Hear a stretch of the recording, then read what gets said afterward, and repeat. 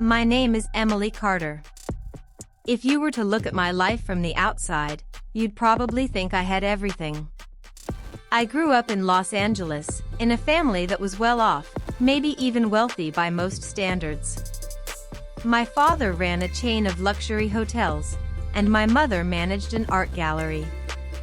Our home wasn't just a house, it was a mansion with glass walls, marble floors, and a garden that bloomed all year round. But despite all of this, my parents raised me to stay grounded. I wasn't the spoiled kind of rich girl you see in movies. My dad used to say, "Emily, money can give you choices, but character decides how you use them." I carried that with me everywhere. I was serious about life, about building something of my own. And yet, like every girl, I secretly dreamed of a love story. The kind that sweeps you off your feet, makes you believe in fate, in soulmates. I thought I found that love when I met Jason Miller. I first met Jason at a charity gala hosted at one of my father's hotels. He wasn't from my world, not the glamorous, polished kind of person I was used to seeing at these events. He was a guest's plus one, dressed neatly but modestly in a suit that didn't quite fit him. There was something refreshing about that.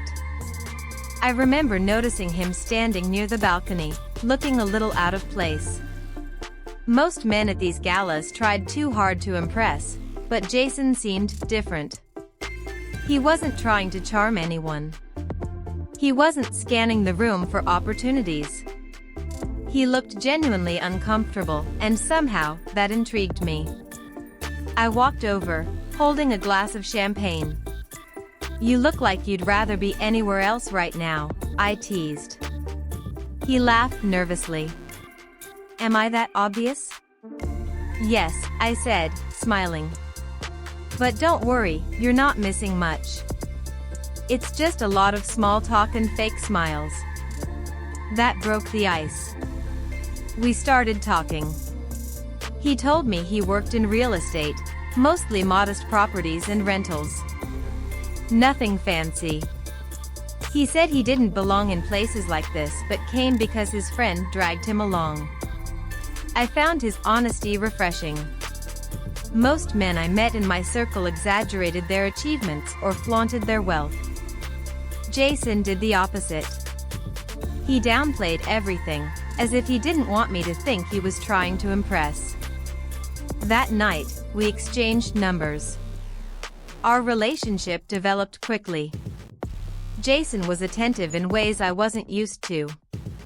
He remembered the little details about me, my favorite coffee order, the book I was reading, the kind of flowers I liked. He texted me good morning and good night, asked about my day, and really listened, when I talked. For the first time, I felt like someone saw me not as Emily Carter, daughter of wealthy parents, but as just Emily. A girl who loved photography, who secretly wrote poems, who could spend hours watching old movies. My friends were shocked. "Emily, you could date anyone," they said. "Why Jason?"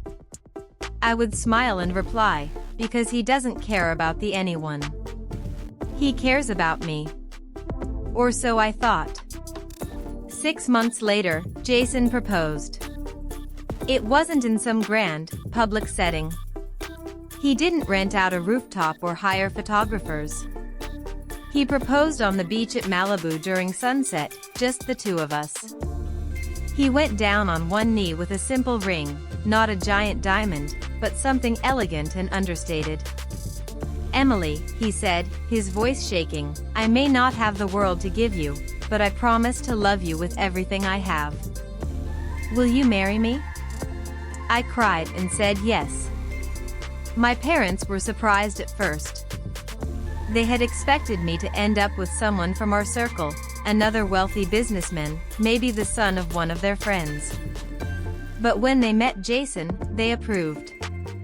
He was polite, respectful, and seemed genuinely in love with me. "Money isn't everything," my mom said. "If he makes you happy, that's what matters." The wedding planning began. And like every bride, I was both nervous and excited.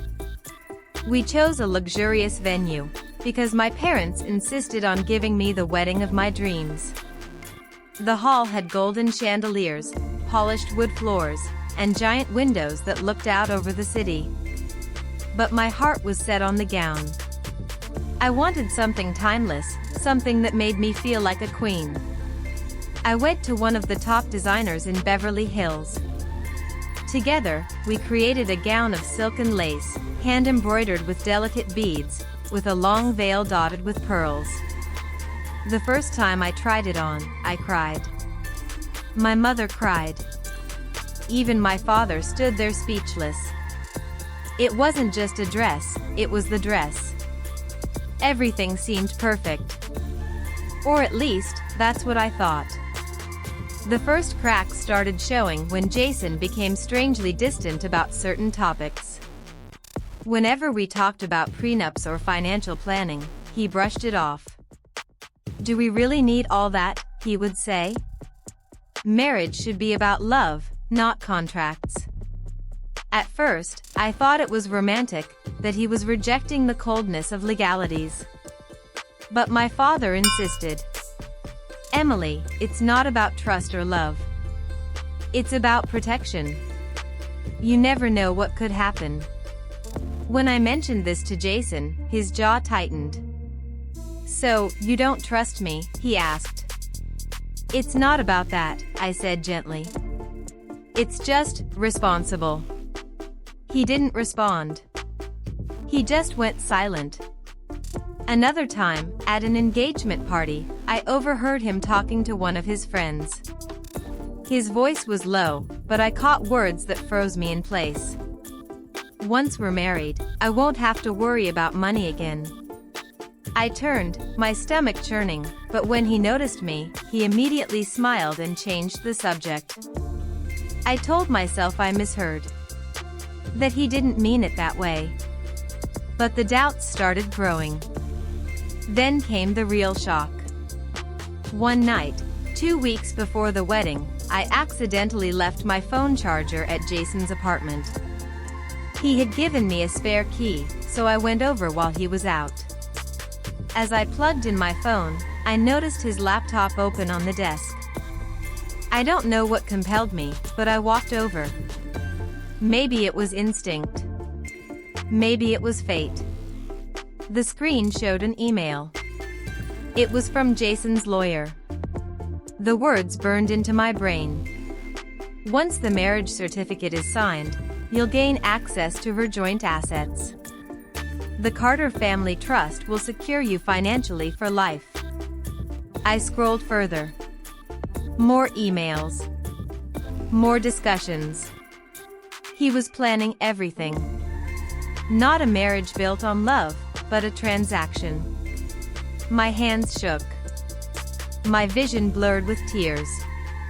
I dropped into a chair, unable to breathe. The man I thought loved me was using me. I didn't confront him that night. I couldn't. My heart was too broken, my mind too clouded. Instead, I left quietly, my chest burning with rage and humiliation. But as I drove home, one thought grew louder in my head. He thinks I'm his ticket to wealth. He thinks I'm blind. He thinks he's already won.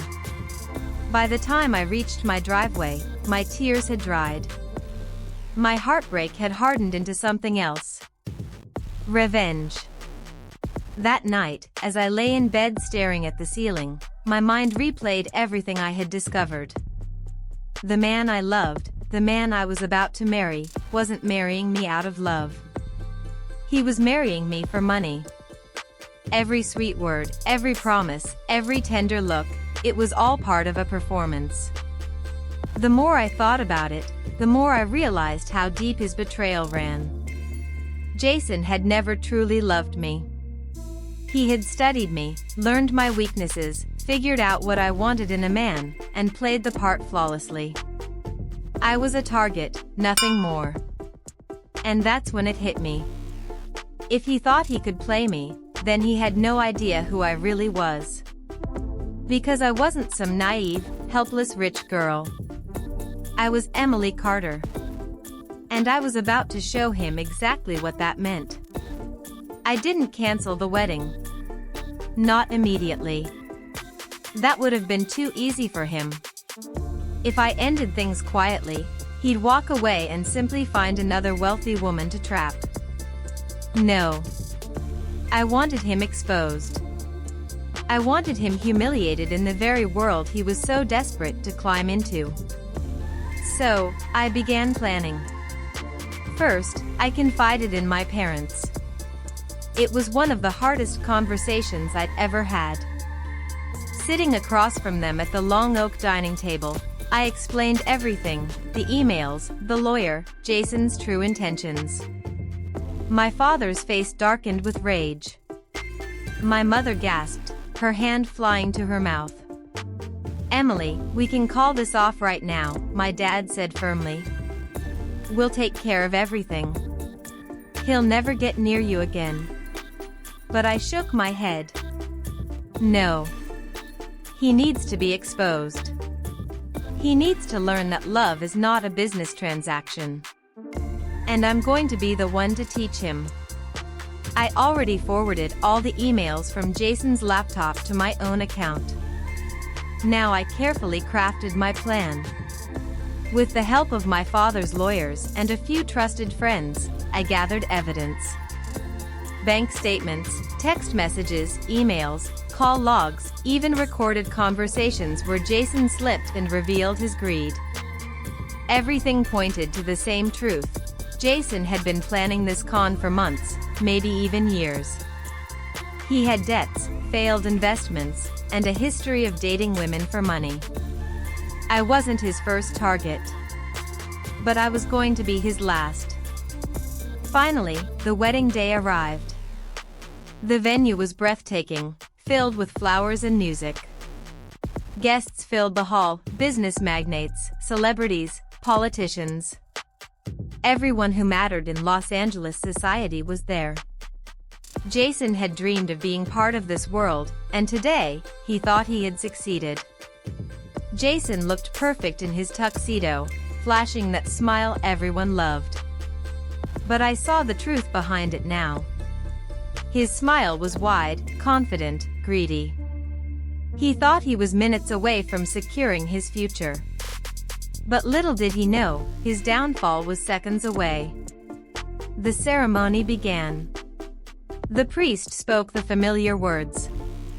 Jason squeezed my hand, his grip firm, almost possessive. When the time came for vows, Jason went first. He spoke beautifully, his voice trembling with fake emotion. He talked about love, commitment, destiny, all lies. The guests were moved. Some even wiped away tears. Then it was my turn. I looked straight at him and said, "Jason, from the moment I met you, I believed you were different. I believed you loved me for who I was, not for my family name or wealth. But sometimes, love is not what it seems." A murmur spread through the room. Jason's smile faltered. And then, with a steady hand, I turned to the big screen behind us, the one meant to show a live feed of the ceremony. Instead, it displayed the emails. His emails. His lawyer's words. His plans to trap me for money. Gasps echoed through the hall. Guests turned to Jason in shock. He stammered, "Emily, what is this? This is fake, this is." But I wasn't finished. "Jason Miller," I said loudly, my voice carrying across the hall, "you didn't come into my life for love. You came for money. You thought you could play me. You thought you could manipulate me. But you forgot one thing: I'm not your victim. I'm your reckoning." The crowd gasped again. Jason's face turned crimson. He tried to speak, but no words came. By now, security had already been informed. The private investigator I'd hired stepped forward with more evidence, handing copies to several high-profile guests. Jason's entire reputation crumbled in minutes. He collapsed into a chair, his mask finally shattered. Everything he had schemed for gone in an instant. My father stood and said firmly, "Get this man out of here." Jason lunged toward me, desperation in his eyes. "Emily, please. I can explain." But I stepped back, my voice cold as ice. "No, Jason. You already explained everything.